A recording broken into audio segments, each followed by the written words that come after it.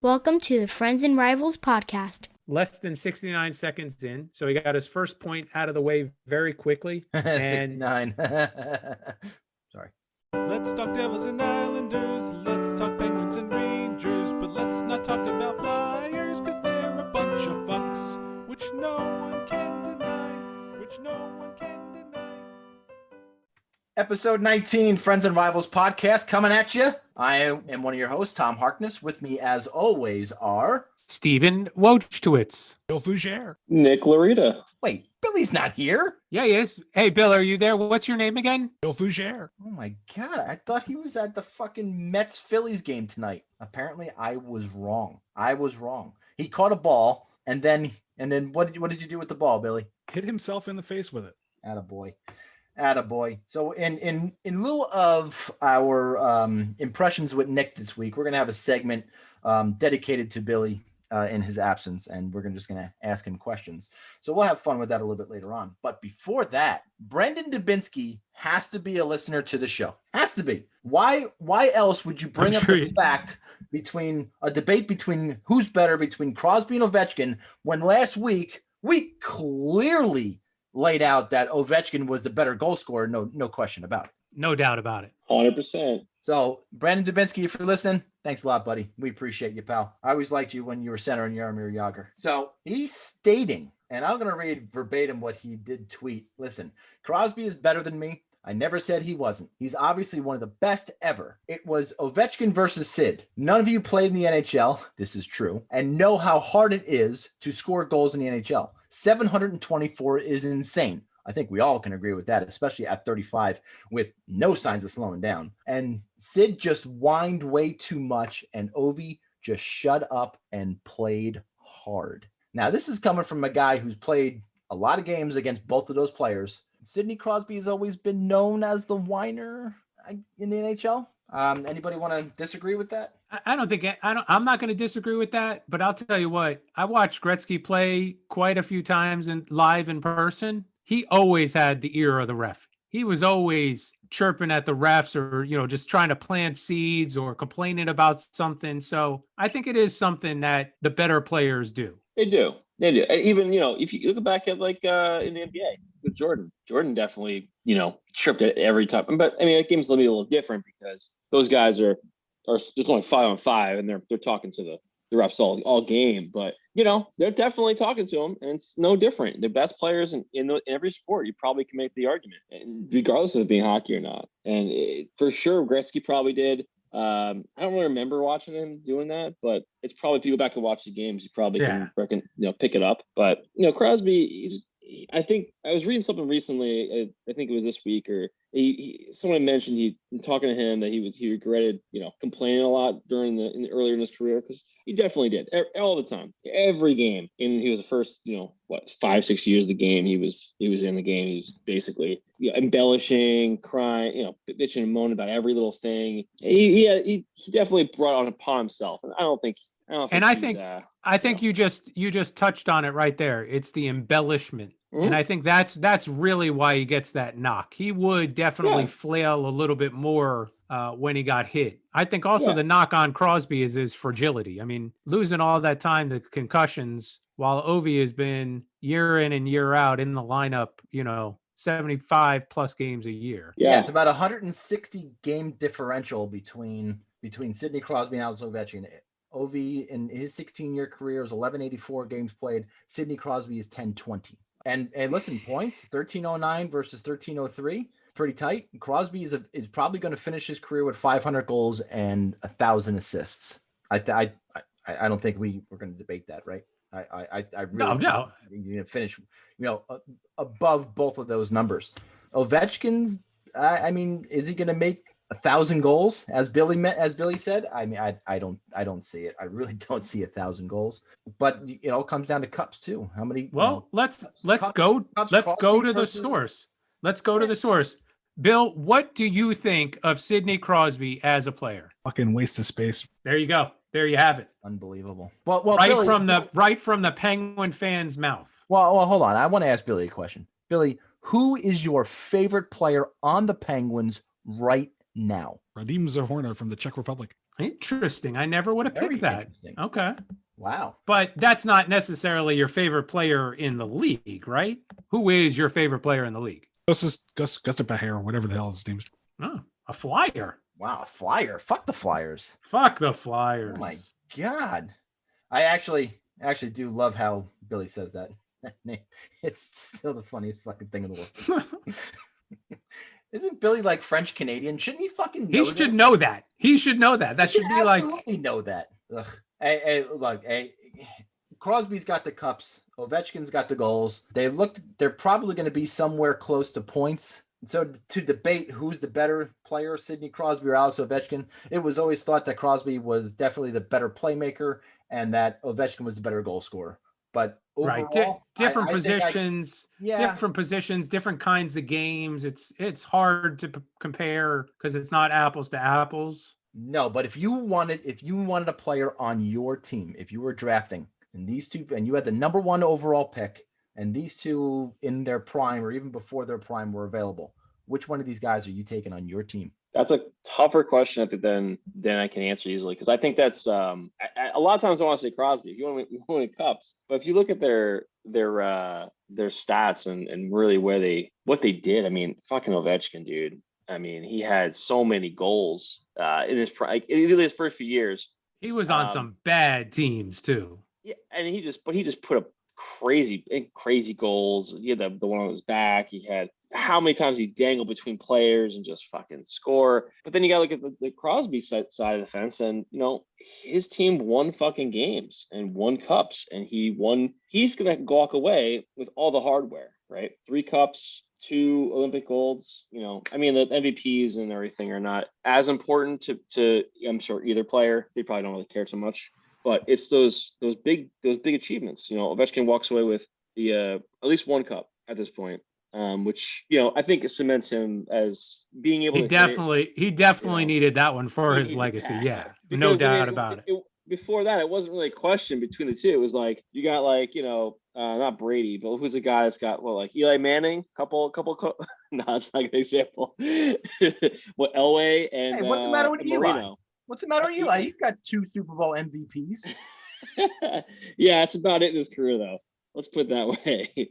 But you got Elway. What do you? Wait. What? Phil Simms, probably the best quarterback in Giant history. Eli Manning's the best quarterback in Giant history. I would say Eli was the better quarterback. I wouldn't say Phil was that great, though. I think he was a good quarterback, but Eli definitely has the advantage with 2 wins over the GOAT in the Super Bowl, one being probably the best Super Bowl I've ever watched. Probably neither one of those was his best game in the playoffs either, by the way. Yeah, you're probably right. The first go around, the game against the Packers, probably his best game of the playoffs. The second year, NFC Championship again versus San Francisco, probably his best game as a Giant was in that NFC Championship game versus the Niners. Yeah, and that's individual performance. Think about team performance. That's what puts them there.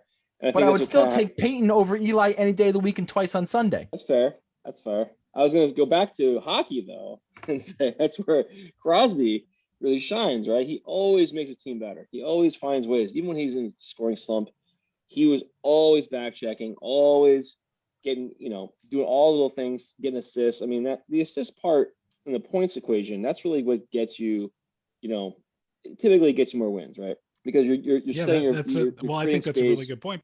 Getting the puck to your guys, making that happen, right? Compared to just goal scorers who just ripping shots, trying to get those, having people make plays for them.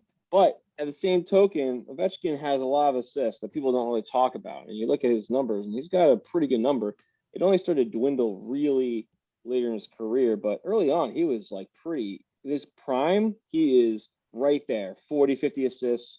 Goals and assists weren't that far off until later on. It wasn't until later he really started to separate and became the more the guy he is now, where he's really, hunting for those shots and not so much making plays for everybody. Let me ask you a question. Who was Ovechkin's Robin all those years? Did he have a Robin to his Batman? Yeah, Backstrom. Come on, Backstrom? Yeah. But Backstrom's not on the same level as as Malkin. I'm sorry, he's not. But no, absolutely not. All the time though. They're not. I mean, you can look at it as Batman and Robin if Malkin is, regardless of where they are, I guess, right? Yeah, they weren't on the same line. You said, Crosby and Malkin not on the same line. Well, in some cases they were in important situations. Late in the where they game, needed maybe, goals. but not shift in and shift out. No, but on Yeah. every power play they absolutely were. But those two teams throughout the last 10 years are like the two of the best teams overall in terms of wins in the last 10 years. Like those teams are always. I think that's a really good point. Penguins and the Capitals. I think it's a debate that's going to go on forever. I think that's a really good point.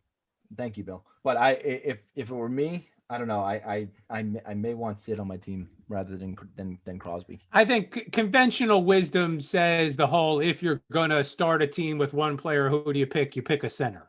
Yeah, no doubt. And a franchise center at that. Two-way player So, but even if their numbers were like this and you're still drafting and you know what the outcome is going to be, I'm still going to probably draft Crosby because he makes those players around him that much better. As much as I do think he's a whining crybaby, and Ovechkin, again, there's nothing I can't debate anything Dubinski said because everything he said was true, but I would still start with Crosby. So one point to put up on this. So I was looking at this infograph from Caps. In the last decade, Ovechkin has the most goals by, about 90 goals over anybody in the last decade. Stamkos is the next guy. It's 437 from AO, and Stamkos is 363. Crosby is fifth on that list with 296. He actually put up a lot of goals in that period in the last decade. Pretty good. Assists. Bill, how many goals did you score during that period? Minus 163. Yeah, that's not a lot of goals. That's not a lot of goals. That is not a lot of goals. The other piece doesn't say most assists in the decade. Can you guess who it was? Hmm. It's very relevant to the conversation. Sidney Crosby. Crosby. Nicholas Backstrom. Oh, okay. Goals. Well, yeah. Okay. Assists. And it's pretty close. Giroux actually was number 2 with 506, but Backstrom 511. Nick, fuck the Flyers. Fuck the Flyers. I'm just putting it out there. But Crosby third of 492.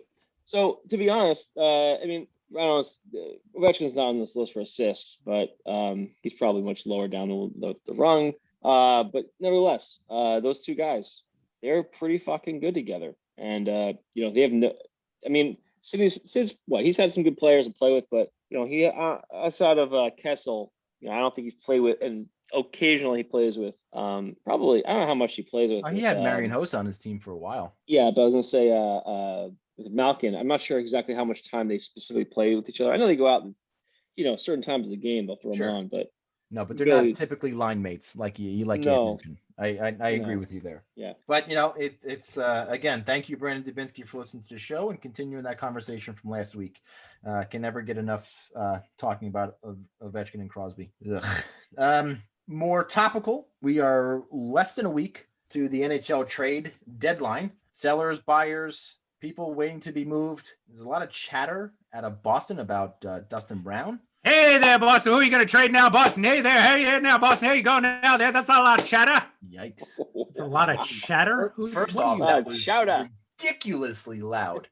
That's how you chatter. Secondly, that's how you chatter. You have to do that loudly.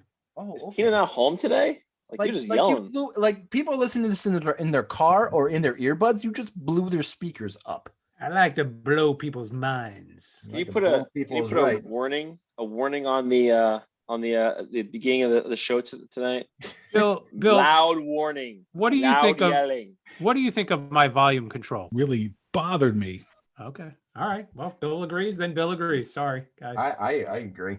I agree with Bill. Jesus. A lot of chat out to Boston. Go ahead. Go. About Dustin Brown. And I think that's look, whoever trades for Dustin Brown is it's definitely a good move for their team. He provides leadership. He provides net front presence. And we talked about it a little bit either last week or the week prior to that, even with him going to the Islanders. But again, and I just am noticing that I said I spelled sits out wrong when it should be I said shit out. Or whatever. No, I meant to say that. What am I talking about? Palmieri, is he going to sign an extension or is he going to get traded? It's matches that go back and forth. It drives me nuts. I don't think he is signing an extension at this point. I think he's gone. It's just a matter of to where and when it happens. Is it going to be last minute? Are they going to push it to the last minute, especially if it's going to be within that 3.5 hour car ride? He's not going to have to go into quarantine. I think that's why it's being pushed that long. But one coach, I forgot who it was, went on record saying that the trade deadline is going to be boring as shit until the last hour or so, and that's when all the trades are happening. Isn't that every fucking deadline that happens? No, usually you get like 1 or 2 days before you get, a couple, and then the morning of you get a whole bunch of movement, and then noon you get a whole bunch of movement. We already had one big name off the board, and that's Eric Stahl. He went to Montreal, scored the OT winner last night. That going to help a trade market? Team's going to look at, okay, I got a guy who's immediately paying me dividends. Is that going to make me want to go out and make that trade quicker? Yeah, that's a well. I think that's a really good point. Maybe it's gonna be interesting to see what happens with this whole thing. I think you're gonna see a couple moves. I don't think it's gonna be a lot. The cap is gonna be that's the brutal. Problem. It's just gonna make the problem. Teams want to make moves for sure. There's been so much chatter about Palmieri, Hall. I mean, obviously the Sabres are just selling whatever they can. That's not buckled down. Probably anybody not named Darlene, but I don't know if. Who knows? Maybe they would trade him. I mean, but the problem is who could take these guys, no matter what. There's just that's the biggest problem we're gonna have is next few years. Flat cap teams in this year is gonna be the worst year because everyone's got so much money tied up. In the next couple of years, as contracts start to come off the books, you might see some teams obviously having more flexibility and be maybe unwilling to throw a lot of money around in free agency. A lot depends on what happens in Seattle this year. In a future episode, we'll probably talk a lot about that and what that's going to do to all of our teams. But, that's a big piece. How much will they take off of everybody's shoulders next year? And that could really like unjam a lot of shit going on. We got just this big dam of everybody's got close to the cap. I mean, look at all the teams that are at the cap. I mean, Isles would have had no ability to move anybody without Lee going down with injury. With him going down with injury, we have the LTIR space to actually make a move, take on some cap room. But outside of that, you're not going to see much shit from like Tampa or anybody else at the cap. They're just, what are they going to do? Unless they're expiring contracts. If they're expiring contracts, then it makes it a little bit more easy because you have no carryover for salary for next year. It's true, but it still limits all the players that could potentially move to a very small amount. And that's why we've been seeing these like at the top of the list, the trade lists. There are all these guys just like they're all UFAs next year. Very few guys with any term because it's just very hard to move a guy like that. And I know we're waiting still to see who's going to be available, who's a mover, who's going on the teetering on like making the playoffs, not making playoffs. Who's going to actually make a move?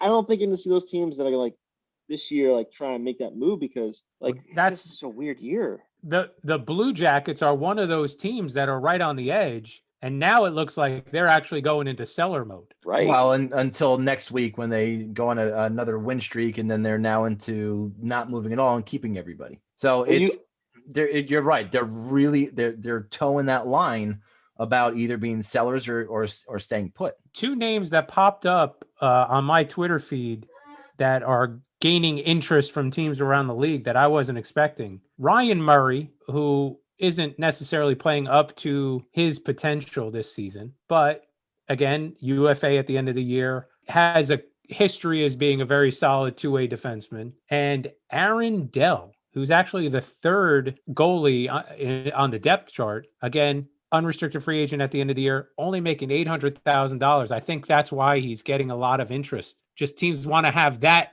third goalie that they can rely on the roster should something happen down the road with their first two. Sure. No, I get that. But if you look at the teams that are really up there, what does Washington need? Do they need anything? What do the Islanders really need? Do they need anything? Does Tampa Bay need anything? Tampa doesn't, but you always need depth. You always need Tampa's getting probably one of the best players in the NHL back for the playoffs. Yeah. I mean, let's not get into the circumvention of that yet. But Colorado, what does Colorado need? They don't need anything. And that's the thing. I think Steve's right. And a lot of times that happens, right? Like either you do one, two things. Like you're at Vegas and you go for like last year where they went, or 2 years ago, they went and got Mark Stone, the deadline or before the deadline. But obviously that's not gonna happen this year. But the point is you either do something like big and go, we're gonna try and make us move and give a lot of pieces of future to get a guy that for term or for like short term, but a big guy to make the big push, or you just get the depth guys. And a lot of teams just do that because they're like, hey, like Steve's saying, who's going to go get a third goalie? Unless you're like, hey, COVID, no one's had COVID cases for us, and not everyone's vaccinated. Maybe we should get a third goalie, because if we got both our goalies, at the same time, we'd be starting some AHL guy that has never had a chance to play in the NHL yet and could completely screw up the playoffs for us. You just named 3 of the top 5 teams in the league too. With Washington, New York, and Colorado. Obviously, they don't need anything. They're in the top 5 of the league. Sure, Taylor Hall's been tied to the Florida Panthers for a very, very long time, going on 2 seasons now. They're, by points wise, I believe they're number 1 in the East in the NHL, tied. Yeah, they're tied for the NHL.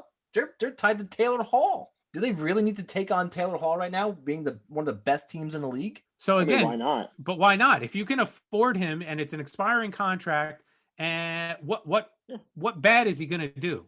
Probably he could potentially hurt. He could knock somebody off one of the first 2 lines that are actually producing, or he could and he shits the bed. Or he could be a third line player. Imagine having Taylor Hall on your third line. That's increasing your depth scoring right there. And his speed just alone, wherever you put him, he's gonna be another piece of the puzzle. And you can't. I don't think you can judge a guy like him on his year in Buffalo. I mean, everybody in Buffalo is a black hole. Like, it's just nothing's gone well for anything there. So he goes anywhere, he's probably look pretty good no matter what he does, no matter where he goes. And Steve's right. You put him on. What if, like, I'm just saying, like, what if Tampa just somehow managed to make it work, and we're like, they sent somehow made it their cap to work out with grabbing a guy like him, and he was on the third line because he can't fit in the first 2 or something like that. Next thing you know, Taylor Hall's on the third line and skating like a maniac, and their third line scoring goals left and right, because all of a sudden teams are like, how do we balance against 3 fucking scoring lines? But history has showed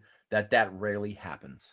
Rarely does that happen. When you take a top flight guy like that, and you even put him on the second or third line, and he goes to the new team, and he just flying out there. What was one of Tampa's best moves last year? Blake Coleman.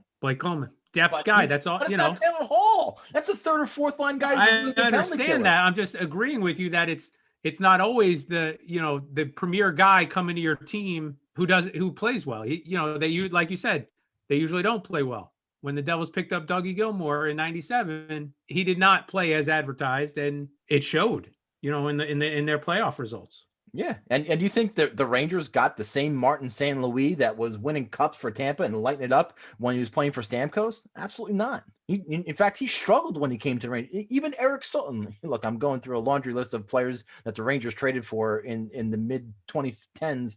But, look at Eric Stahl. He came to the Rangers and he had 2 goals to finish the year, and he sucked in the playoffs. So look, it doesn't always work out when you give up the farm for that really top of the line player on TSN's trade bait board that we discussed last week. But come on, guys, shit or get off the pot. Let's go already. People got to quarantine. People got to move. Start making trades. Podcasts need some content. Let's go. That's right. There you go. No question about it. I actually had the I don't know what you want to call it. I went to a hockey game this week, a live hockey game this week. I saw the Tampa Bay Lightning and the Columbus Blue Jackets. And being at an NHL arena with all the fans there, it was great to be back. It was my first time at Amalie Arena in Tampa, which was nice. And tickets were stupid expensive for the nosebleed seats that we sat in. But I brought my younger son Tyler, and we had just a great time, a good father-son bonding, and we sat all the way up we were 3 rows from the top of the arena, and we just had a great time. It was good to be back. It was good to be to a live game again. And I got to tell you, from all the stories that you hear about the Florida Man or whatever, everybody in that arena had their mask on for the majority of the game. When you're eating or when you're drinking something, obviously you don't have your mask on. But the majority of the game where I was sitting, and from what I could see, everybody was wearing their mask and abiding by social distancing, which was a really, really good thing to see. Conversely, my county, Pasco County, Florida, had just announced yesterday that they are rescinding the mandatory mask rule or law that they have out there. So when you walk into a Publix or a Barnes & Noble or any food establishment, you are not required to wear a mask. I think this is completely premature. And I think this move is probably a better move in June or July or maybe even August, but not right now. I don't think right now. And I haven't gotten my second vaccination yet. I'm going next Tuesday to get my second vaccine. And then 2 weeks after that, probably the beginning of May is when I'll be fully vaccinated. And that's when I'll feel a little bit more comfortable going out to places, because right now I really don't want to go anywhere just because nobody's going to be wearing a mask. But I give the NHL a lot of credit. I give the Tampa Bay Lightning a lot of credit and the people who worked at the arena. They really were making sure that people were wearing their masks, and I think they did a really, really nice job. And that's probably under NHL mandate more so than state or county, that the people in the arena were doing a job of trying to be diligent about making sure fans had their masks on and stuff like that. I would think so too. I was just wondering what Billy thinks of the politicians in Texas who allowed there to be a sellout crowd for the Rangers home opener. Fucking waste of space. Yeah, no, good call. As I thought, Hard to disagree. Hard to disagree. Hard to disagree. I agree. So what also came out of me going to a live hockey game was I didn't wear any Tampa Bay Lightning paraphernalia. I wore a Ranger jersey with Ryan McDonough on it. And Ryan McDonough is a current player for the Tampa Bay Lightning. And I got a lot of shit for wearing a Ranger jersey to a non-Ranger game. Is this acceptable or is this not acceptable? You are like the Columbus Blue Jackets, my friend. You are towing the line.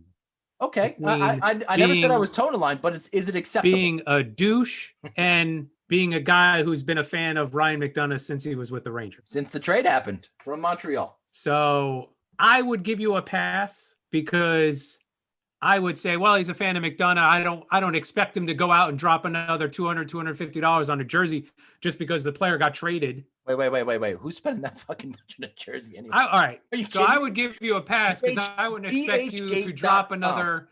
I wouldn't expect you to drop another $35 and wait 6 months to get a jersey from China. It was $33, but yes. So you would get a pass in my book, but then again, a fan in Tampa sees the front of the jersey only and is automatically going to go, well, there's a fucking Ranger asshole. Yeah, but they're everywhere.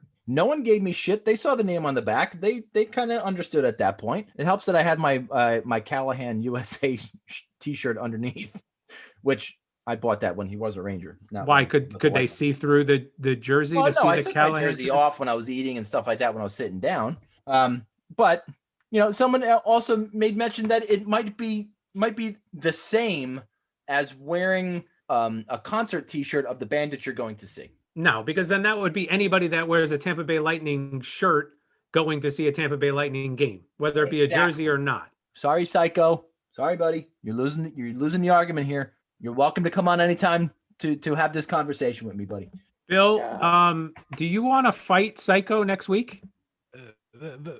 Oh my God, listen how scared he is. He is shaking in his boots. But I forgot how fucking cold it was at NHL arenas, by the way. It was freezing. I went there in shorts. Yeah. I've never been to a hockey game in shorts, but it was so warm out. It was fucking freezing. Billy, how cold was it? Minus 163. That's pretty cold. And I still wore shorts, by the way. So there you have it. I've worn shorts to the Carolina games, and it's interesting. But I've always worn either a sweatshirt, because I'm not an idiot, I've been to the games, or a jersey. And it's always weird because, it's like warm out. People look at you like, what jersey? All right, wait, what jersey are you wearing to a Carolina Hurricane game? I only wear my Isles jersey when I go to an Isles Carolina game. So when I go to just a Carolina game and they're playing anybody randomly, I'll either wear, I have a Hurricanes like shirt. I'll wear the Hurricane shirt. Over with a long sleeve underneath, typically, because I get cold as hell. Me and Tom have no body fat. I'm sure Tom is the same way. I have body fat now, Nick. This COVID. Oh, I'm sorry. I'm sorry. This COVID did not help me not have body fat. I have body fat now, my friend. And Bill, how would you describe your body size? Giant. Okay. Well, anyway, I the way I look at it is I don't wear my Isles jersey if the Isles aren't playing. I don't Okay. I don't see the reason to, because it's not that people don't care. You're if it makes sense. I get the McDonough thing. That makes sense, because if I looked at someone's jersey and been like, wait, why is that person? Oh, okay, McDonough, they're playing tonight. Makes sense. McDonough fan. It's almost like wearing a Team Canada or a Team USA jersey Right. of a player on that team. So when I would go Yep. to Devils games wearing a Niedermeyer Team Canada jersey. Yeah, that's fair. That's fine. I mean, Like, it's not like you're my wearing son, my son came downstairs and said, "Dad, I want a jersey to go to the game." I said, "Okay, let's go see what I got." And he had a one of my old jerseys and he had Gabrick on it. And I was like, you know what? You can't wear this. He doesn't play for the team, and this is not a team that you're playing. You can't wear this jersey. You got to put it back. Why don't you just get a hoodie and just go downstairs? Because Why didn't you give him a Condors? Why didn't you let him wear one of your Condors jerseys? That's huge. Isn't it big? Well, dude, he's a big kid. Yeah, he's tall now. He's almost my height at 12 years old, and I'm 5'11", so he's like 5'9" right now at 12 years old. So he's almost as tall as that defenseman in Philadelphia. Bill, what's his name? Gus Baher or whatever the hell his name is. But he's like this though, and I'm holding Yeah. a pencil up to the camera. He is thin as a rail, like I used to be, and so even the size 48 jersey that was on him still looked like it was hanging on a friggin' hanger. I have a whole bunch of old jerseys. I kept them from when I was a kid. Oh hell So yeah! I have Oh, so you have Bruins. smaller sizes. Yeah. So I kept them specifically kids, and they all fit him now. And so I have like a Bruins jersey, a Devil. I think I had a Devils jersey. I think it's actually Tara's jersey because I don't think it's mine. I had the old green and white and green jersey. Oh wow. I don't think I had the red one. I think that was Tara's. A bunch of others. Sharks. I love the Sharks jersey back in the day, etc. And so we had the same kind of thing where my daughter Nora started playing hockey. She wanted to play roller hockey. I said, okay, awesome. And so I was like, you have to wear hockey jersey though. So I gave her a bunch of picks. Guess what she picked, Steven? Oh, I'm going to say, I'm hoping she picked the Devils. Devils jersey. She picked her mom's That's jersey. I think that's a Devils. really good point. Oh, So we gotta talk to Nora. that's That's it. I'm gonna talk to her on Messenger Kids, and we're gonna have a conversation about what jerseys not to wear. I didn't have a Rangers jersey. No surprise. I don't. I have a. Absolutely shocking. I I am have floored by that. I have a fisherman jersey. I don't know where it is though. I got to figure out where heck it is in our closet. I'm sure it's in there somewhere. I think it's a little bigger than Nora's right now. I think it was like in middle school when I started wearing that. She's got a couple more years to fit her, but man, it was like that payoff finally happened. Like holding on to all these fucking jerseys for like 15 years, 20 years now. My mom was like gonna throw them out. I was like, no, I'm gonna keep them. She's like, why? Like my kids one day. She's like, okay, whatever. It's like 15 years ago. I was like leaving the house and like I gotta put these away. She's like, what are you talking about? I'm like, don't throw them out. Anyway, there you go. By the way, Tom, that site, I'm looking at it, it's like $40 a jersey. That's Oh, the I'm telling DH you. gate? Yeah. But I'm telling you, dude, when you buy the Islanders third jersey, it's just gonna be like their home jersey. So be wary of it. Oh, that's a good point. I should be really fucking careful. Is the quality any good? A couple that I got a few years ago were really good. The Zuccarello one that I got was pretty good. The Nash one was really, really good. But it's hit or miss, man. It's really hit or is. miss. It's a pot luck. It really is. Because Steve, on the other hand, Never get out on top of never getting a good version of a Devils jersey. What always happens to me is whatever player I get always gets injured that season. To the extreme that I actually got a Gary Carter 1986 Mets jersey, and I was going to bring it to a Somerset Patriots game because at the time he was coaching for the Long Island Ducks, and he wound up dying before the next season before I could get the jersey autographed. Fucking Christ. So I always think of those jerseys as a jinx. I'd And be- do you know how he died? Bill, how did Gary Carter die? He'd been run over by a truck. No, I don't he think had that's cancer. how he it was died. cancer actually. I don't think It was that's how he cancer. died. Oh my God. He's using a metaphor, Steve. Jeez. Oh, okay. Sorry. He's so smart. I can't keep up with his wit. Well, look, and I kind of agree with Steve too. The last 3 jerseys that I bought from that site were McDonough, Nash, Zuccarello. All of them traded. So when it comes to the jinx, Bill, what do you say? Who wants it next? Looks like Nick is going to get an Islander jersey very soon. Hey, like he's Nick, get a Barzell. Yeah, please get a Barzell. That would be awesome. Get a Barzell jersey. It's funny. Every time I've gone to the Carolina games, I've been so tempted to get a jersey. They have such nice jerseys there. They have cool jerseys. The Whalers jersey is awesome. Yeah. And even their third jersey is really nice. It's funny. The black one. The black one's really nice. I hate the Isles third jerseys every time they make them. So I'm always like, they don't have one. What are you talking about? I know. It's just, that's a good point. It's a good point. All right, Nick, why don't you lead us off with your 4-point night? All right. So 4-point night. Let me get my fucking laptop up and running because I did my notes on my laptop when I was watching the game. You're so technical. Technically, can't Really bothered me. Sorry, Bill. I'm sorry, dude. How long it's taken? I agree, Bill. Took a long time to get Bill, that out. if you had to get out your laptop, how would it go? Probably do that pretty quickly. I'm sorry, Bill. Didn't realize. All right. So first off, we finally got Caps off of our back. We have been struggling against the Caps, and no other way to do it other than having a shellacking 8-4 of the Capitals the other night. Just end to end scoring goals left and fucking right on the Caps. They didn't play the best game in terms of like defensively. They lit 4 goals. Game was always within 2 goals for pretty much most of the game until the third period when they finally put it out of reach. It was 6-4 going into the third, but that was a major accomplishment for the team, honestly, because the Capitals have been the best team in the East. I felt outside of the Isles. I felt we could. If you can't beat that team, then I feel like they're the better team. To be honest, to be the best, you gotta be, have a good record against them. And we have not had a good record against a few of the best teams in the league, Penguins and in the division. So specifically the Caps and the Penguins. So finally beating the Caps was huge. Flyers we also took a game off of them. Another overtime game with them. I think that's 3 this season, maybe 4. I have to double check that, but it feels like a close game every single week with them. And so beating them in a close game, going to shootout was good. They really should have closed it out in the third. They let a couple goals in to let the game back up, tie it and go to the overtime.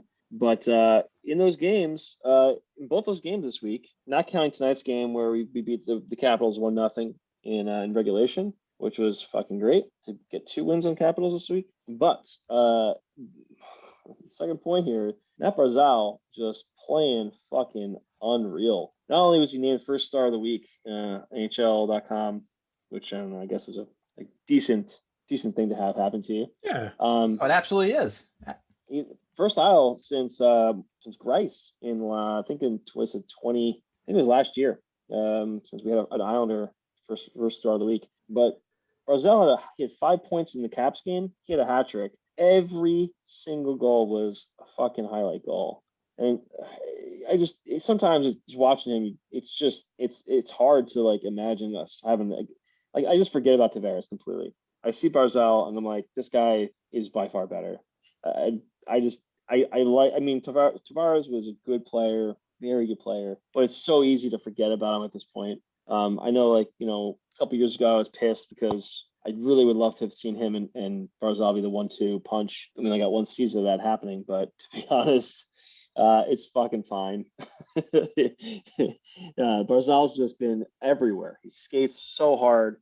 He's been back checking, creating turnovers. Every time he's got the puck on his stick, he's so difficult to get the puck away from. He reminds me a lot of Patrick Kane, and I didn't think he would. I remember just seeing some of the comparisons, but then it's really this season that I've started to see it. And that's the bane of almost every Devils fan's existence right there. Yeah. That the Devils took Zaka instead of Barzal. I mean, it could be worse. You could have 3 picks in a row. Be the Boston True. Bruins. True. And not taking a single guy named Matthew Barzal. You could have been the Edmonton Oilers and traded 4 defensemen who was out of the NHL faster than Very true. very quickly for Barzal. I mean, it's mind-numbing to think that these kind of things happen, but it's almost always, as you know how it goes. We always feel this way. It's always like you remember the guys that get away, Yep. the guys you didn't draft. And to be honest, that was the case for the Isles for a long time when we took back in 2003, can't miss draft. We take one of those guys that we could definitely miss. We got lambasted by Pierre McGuire of all fucking people for not taking Parise in that draft because he was available and we had the connection with his father playing on the Isles, and and rightly so. Turns out Parise was a guy we should have drafted. We didn't. We took Nilsson. It's his first name. Not Marcus. I think that was his father's name. Anders Nilsson? No. I'll remember later. Anyway. That's a. Well, I think that's a really good point. Thanks, Billy. I really appreciate that.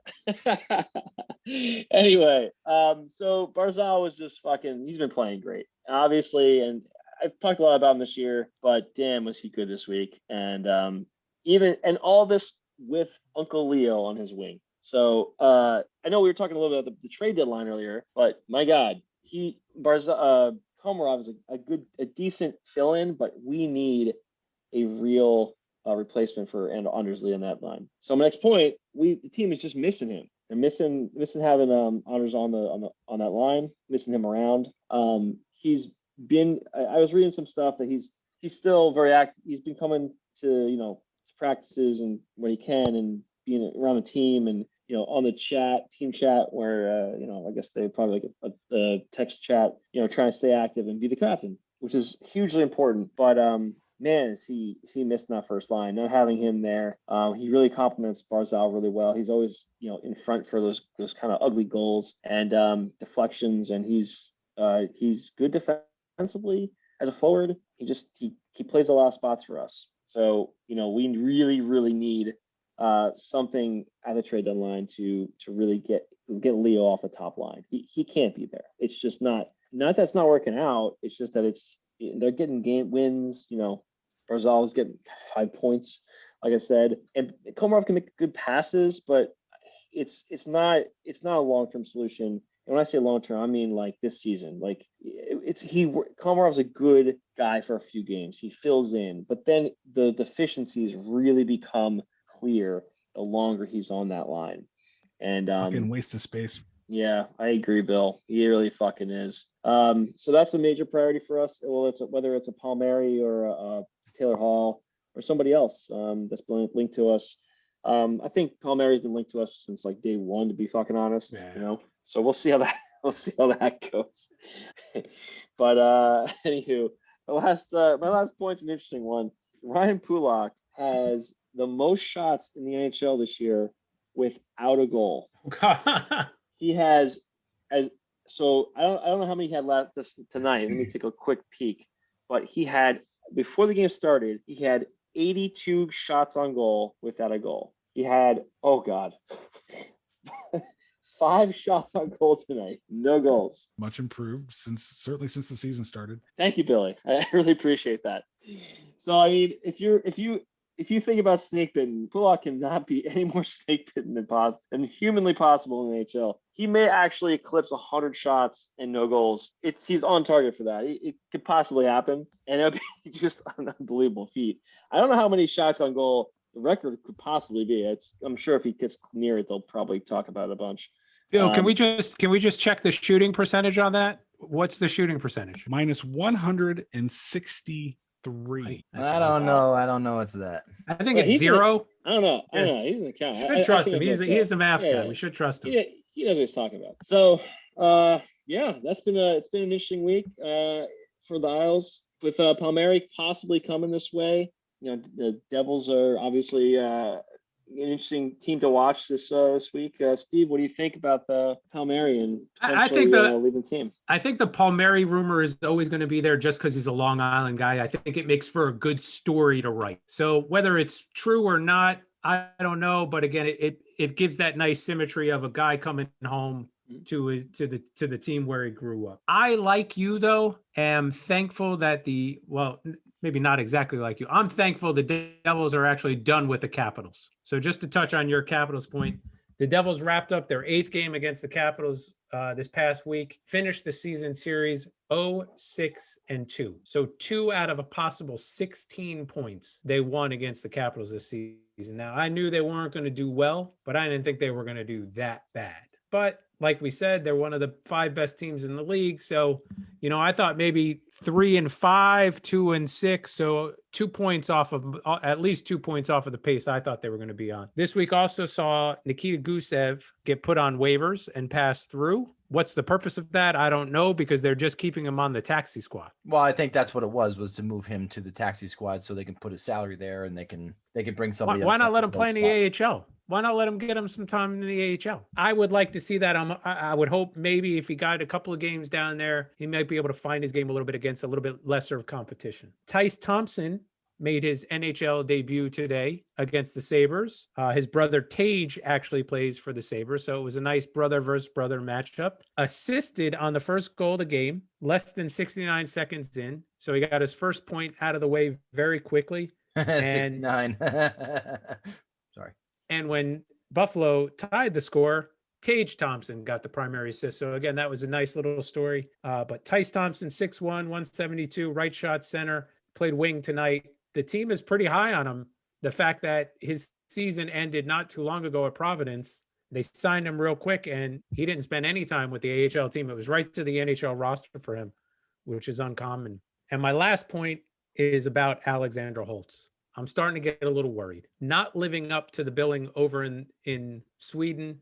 He actually only played 2 minutes in their most recent game, which was a playoff game. So there's got to be something wrong that he's not producing and not getting the minutes to produce. I hope they lose their next game Thursday, which will kick them out of the playoffs. And I hope New Jersey says, that's fine. Come on over. Spend the rest of the season with us, whether he plays again with Binghamton or get some time on the NHL roster. Let's get him adjusted to North American hockey. Let's get him adjusted to the NHL size rink. Let's see what we have in this player. I think a professional tryout in the in Binghamton was probably more likely than wasting a year of him in the NHL. Yeah. At this point, there's absolutely zero reason to make him play for the Devils this year. Agreed. I would like to see him again, like you're saying, get that time down in Binghamton, get adjusted to the ice, get adjusted to the other players. There's a lot of young kids on Binghamton right now that are going to be with him as they take the next step up to the NHL. So get some more ice time with those players would be great.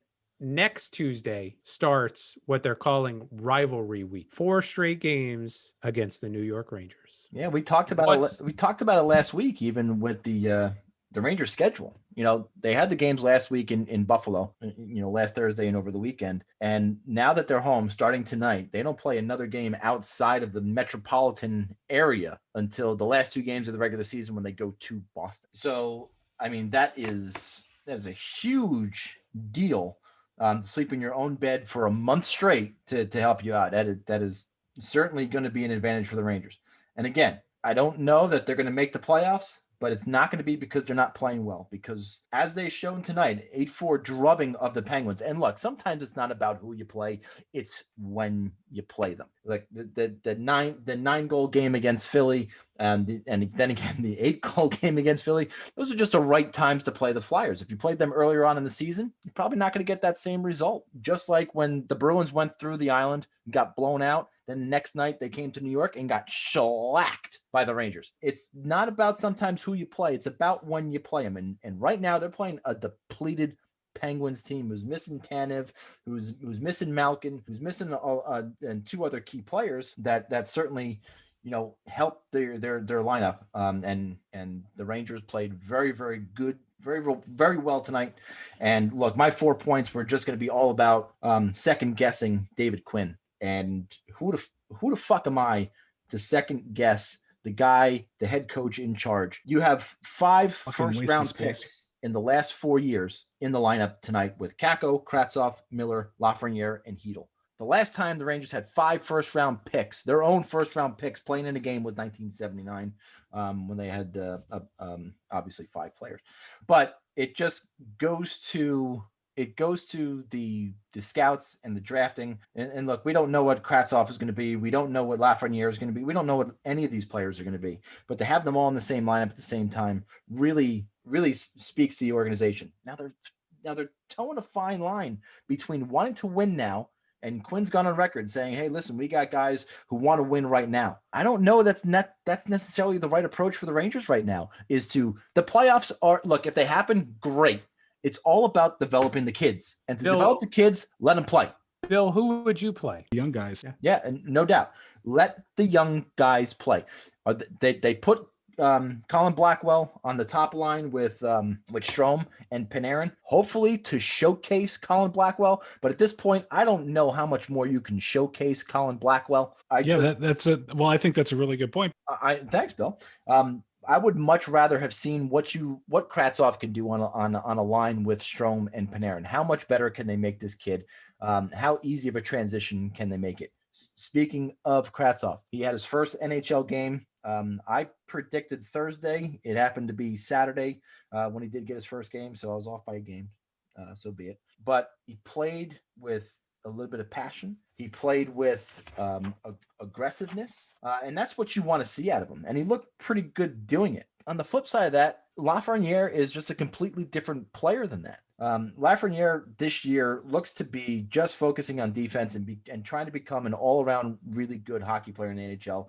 So he sacrificed, I hope to God, he's sacrificing his offensive skills to become a better defensive player. I hope to God that's it. But I really do you think, wait. Do you think that's a decision he made, No, or do you think that's the organization said? I think it's. I don't think even think. Well, I think David Quinn's an extension of the organization, so I think that yes, it probably was an organizational decision to make this kid a very good all-around player. Okay. And maybe sacrifice some offensive skill. And again, I'm praying to God that is the case, and that's what I'm going on to help me sleep better at night. But Kravtsov, look, he played a good game. I wanted to see him up on a line with Panarin and Strome. You got to see a little bit of a glimpse tonight. I think he was a little nervous playing in front of the fans at the Garden tonight. We'll see how he looks on Thursday night against the Penguins. But look, you got to start looking at Adam Fox for the Norris Trophy. I mean, I think we were there. I was there at least last week in saying that he's now tied for the NHL lead in points by defenseman with Victor Hedman. He's got a better plus minus. Adam Fox has taken 6 penalty minutes this season. 6 in 36 games. And is a plus 13. And again, every night, game in and game out, he just does the small little things, small little plays that just make you just wow. Just absolutely wow. And if he's not in consideration for the Norris Trophy right now, then it is just a popularity contest. And Victor Hedman right now, I still think is the front runner because where he plays and who he plays for. But Victor Hedman's team is also loaded. Yeah. Why wouldn't you give the edge to Fox in a situation like that? Not on a team. I would. I think the writers are. I think the writers would give the advantage to Hedman. He's a bigger guy and all that other stuff. But, looking at Adam Fox's stats, comparatively speaking to Victor Hedman, he's played one less game than Hedman has. So he has a better points per game played. And he has less penalty minutes. They play about the same total on ice per game. I don't know. I would lean. Obviously I'm being favored. I'm leaning toward Adam Fox, obviously. Yeah, I think that's a really good point. But if he doesn't win it this year, I don't know. I question the maybe I'll tell you what, stuff. maybe when I think of the Norris Trophy, I always think it's like it's the guy who won it last year. It's his trophy until somebody knocks him off the mantle. Well, it was Victor Hedman last year, right? So maybe this is the season where wasn't it? Wasn't it that guy from Nashville, Rossi? I know who it wasn't. It was You're right.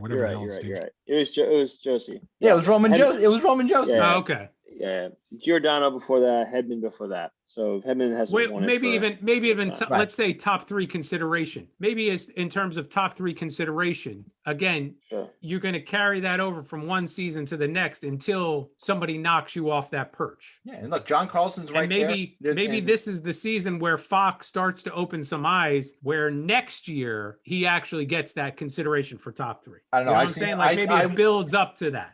And like, look, we had this discussion last week. I get to watch. I get the pleasure of watching him night in and night out. Man, I haven't seen a defenseman like this in a really. I don't.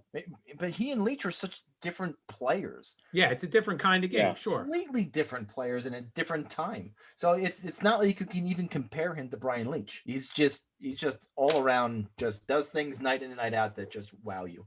And very lucky to have Adam Fox. Thank you, Carolina, for trading us Adam Fox. Thank you very much. Billy, what wows you? Neil Morspin. Oh, Jesus Christ. I thought we were going to go through the entire game without using that sound bit. Can't escape it. No, you really can. Billy, what how many schools or how many schools are you allowed to be within 100 feet from? Minus 163. Did you have other points? But Bill, when you went to that kid's birthday party, what did you do to that poor kid that made him cry? Took the cake. All right, well, that's going to do it. Next week, we'll have the trade deadline has come and gone, so we'll answer some of the mystery questions about who goes where and who the Islanders get, where Palmieri went, who's not on the Rangers anymore. Maybe. So that's going to do it for us. Don't forget to go on our Twitter at friends_rivals, Facebook and YouTube, Friends and Rivals Podcast. When you are on YouTube, click comment and share. Don't forget to subscribe to our podcast wherever you get your podcasts, like Apple Podcasts, Spotify. Also, give a rating to our show and comment because it really does help our show out a lot. Been a great episode without Billy. We didn't even skip a beat. Wonderful job, boys. Billy, play us out. Oh, my friends and rivals. Flyers fuck, flyers fuck, flyers fuck off. Flyers fuck, flyers fuck, flyers